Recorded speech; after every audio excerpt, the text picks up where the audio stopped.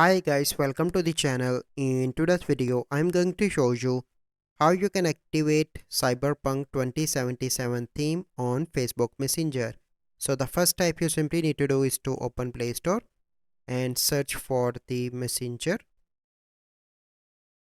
Click on that and you need to update your Messenger application first. Once you done that, you simply need to go back and open any conversation in Messenger application. And then you need to click on this icon on the top right.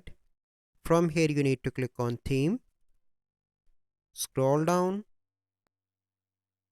and here you can see Cyberpunk 2077. You simply need to select and select again. So now you can see that this theme is activated. So this is the process. I hope you find this video helpful. If you find this video helpful, must like this video, subscribe to our YouTube channel for future videos. We'll see you in the next video. Thank you. Have a good day.